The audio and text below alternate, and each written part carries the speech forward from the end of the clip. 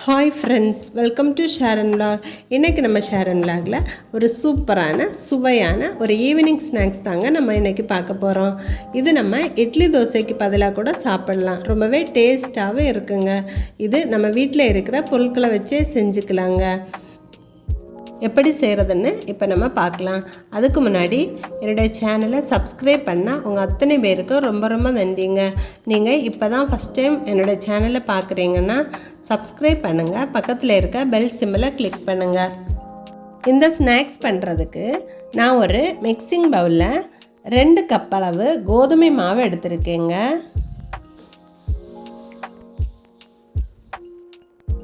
இது கூட 1/4 டீஸ்பூன் மிளகாய்த்தூள், கொஞ்சமாக மஞ்சள் தூள், தேவையான அளவு உப்பு, இதெல்லாத்தையும் சேர்த்து நல்லா மிக்ஸ் பண்ணிக்கலாம். மிக்ஸ் பண்ணிவிட்டு கொஞ்சம் கொஞ்சமாக தண்ணி ஊற்றி நம்ம சப்பாத்தி மாவு பதத்துக்கு இதை பிசைஞ்சு எடுத்துக்கலாம். இந்த மாதிரி கொஞ்சம் கொஞ்சமாக தண்ணி ஊற்றி பிசையுங்க. இப்போ பாருங்கள், நம்ம பிசைஞ்சாச்சு. இது ஒரு ஓரமாக இருக்கட்டும். நம்ம இனி உள்ளே வைக்கிற ஸ்டஃபிங் ரெடி பண்ணிக்கலாம். ஸ்டஃபிங் பண்ணுறதுக்காக ஸ்டவ்வில் ஒரு கடாயை வச்சு அதில் 2 டேபிள் ஸ்பூன் அளவு ஆயில் ஊற்றிக்கிறேன். ஆயில் நல்லா சூடானதும் 1/4 டீஸ்பூன் கடுகு வெடித்ததும் 1/4 டீஸ்பூன் சோம்பு, கொஞ்சமாக கருவேப்பிலை, கூடவே 2 பெரிய வெங்காயத்தை சின்னதாக கட் பண்ணி சேர்த்துருக்கேன். இதை நல்லா கலந்து விட்டுக்கலாம். கூடவே வெங்காயம் வதங்க தேவையான அளவு உப்பு போட்டு இதை நல்ல ஒரு தடவை கிண்டி விட்டுக்கலாம். வெங்காயம் நல்லா வதங்கட்டும். இப்போ பாருங்கள், வெங்காயம் நல்லா வதங்கிடுச்சு. இந்த ஸ்டேஜில் இதில் இஞ்சி பூண்டு சேர்த்துக்கலாம். 1 டீஸ்பூன் அளவு நான் இஞ்சி பூண்டு இதில் சேர்த்துருக்கேன். இதையும் நல்ல பச்சை வாசனை போகிற வரைக்கும் நல்லா கலந்து விட்டுக்கலாம். அடுத்து ஒரு பெரிய சைஸ் தக்காளியை சின்னதாக நறுக்கி இது கூட சேர்த்துருக்கேன். இதுவும் நல்லா வதங்கட்டும். தக்காளி நல்லா வதங்கிடுச்சு. இப்போ நம்ம இதில் மசாலா சேர்த்துக்கலாம்.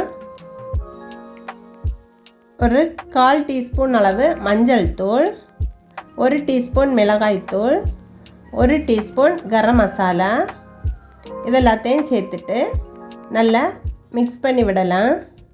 நமக்கு இந்த மசாலாவில் உள்ள பச்சை வாசனை போனால் போதும். 1 நிமிஷம் கலந்து விட்டதுக்கப்புறமா நம்ம இதில் 2 டேபிள் ஸ்பூன் அளவு கடலை மாவு சேர்த்துக்கலாம். இது தாங்க இந்த ஸ்டஃபிங்க்கு டேஸ்ட்டு கொடுக்குறது. இதை சேர்த்துட்டு இதில் உள்ள பச்சை வாசனை போகிற வரைக்கும் இதையும் நல்லா நம்ம ஃப்ரை பண்ணிக்கலாம். அந்த மசாலா கூட கடலை மாவு நல்லா மிக்ஸ் ஆகணும். இப்போ பாருங்கள், நல்லா மிக்ஸ் பண்ணியாச்சு. இப்போ இந்த ஸ்டேஜில் கொஞ்சமாக நறுக்கின மல்லி இலையை தூவி ஸ்டவ்வை ஆஃப் பண்ணிக்கலாம். இப்போ நமக்கு ஸ்டஃபிங் ரெடி ஆயிடுச்சு. அடுத்து நம்ம மாவை திரட்டிக்க போகிறோம். மாவு நல்லா ஊறி இருக்குது. இதை நம்ம இப்போ சின்ன சின்ன உருண்டைகளாக பிடிச்சு எடுத்துக்குவோம். ரொம்ப பெரிய சைஸ் வேண்டாங்க, மீடியம் சைஸ் உருண்டைகளாக பிடிச்சு எடுத்துக்கோங்க.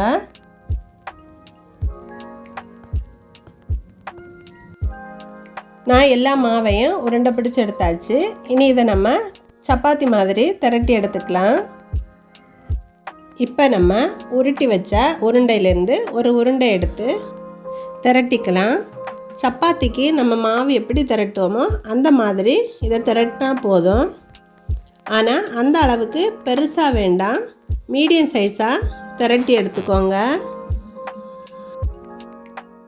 இந்த சைஸுக்கு திரட்டி எடுங்க.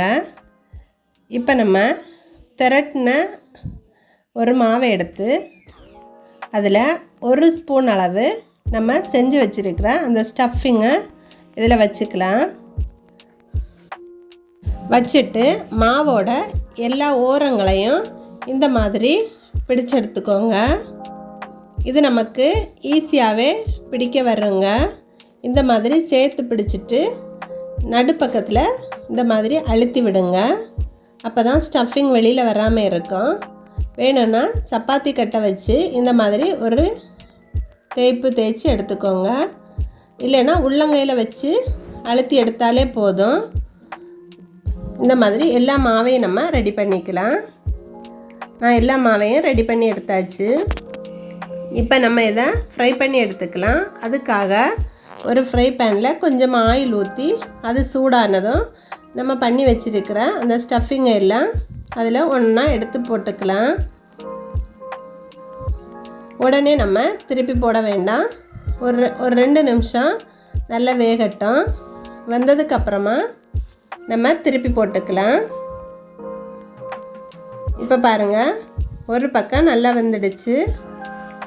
இனி அடுத்த பக்கமும் நல்லா வெந்து கோல்டன் ப்ரௌன் கலர் வந்ததும் நம்ம இதை வெளியில் எடுத்துக்கலாம். இப்போ பாருங்கள், நல்லா வெந்துடுச்சு. இதை நம்ம இனி வெளியில் எடுத்துக்கலாம். இந்த மாதிரியே நம்ம எல்லா மாவையும் ஃப்ரை பண்ணி எடுத்துக்கலாம். இது ரொம்பவே டேஸ்ட்டாக இருக்குங்க. ஈஸியாகவும் செய்யலாம். நமக்கு கோதுமை மாவு எப்போவுமே நம்ம வீட்டில் இருக்கும். இப்போ பாருங்கள், எல்லாமே நம்ம ஃப்ரை பண்ணி எடுத்தாச்சு. சூப்பரான சுவையான ஈவினிங் ஸ்நாக்ஸ் ரெடி ஆயிடுச்சுங்க. இதை நீங்களும் உங்கள் வீட்டில் செஞ்சு பாருங்கள். குழந்தைங்க ரொம்ப விரும்பி சாப்பிடுவாங்க. இதை தக்காளி சாஸ் கூட தொட்டு சாப்பிட்டா ரொம்ப டேஸ்ட்டாக இருக்குங்க. இந்த ரெசிபி உங்களுக்கு பிடிச்சிருந்துச்சுன்னா இந்த வீடியோக்கு ஒரு லைக் கொடுங்க. உங்கள் ஃப்ரெண்ட்ஸுக்கு ஷேர் பண்ணுங்கள். செஞ்சு பார்த்துட்டு எப்படி இருந்துச்சுன்னு கமெண்ட் பண்ண மறக்காதீங்க. தேங்க்யூ.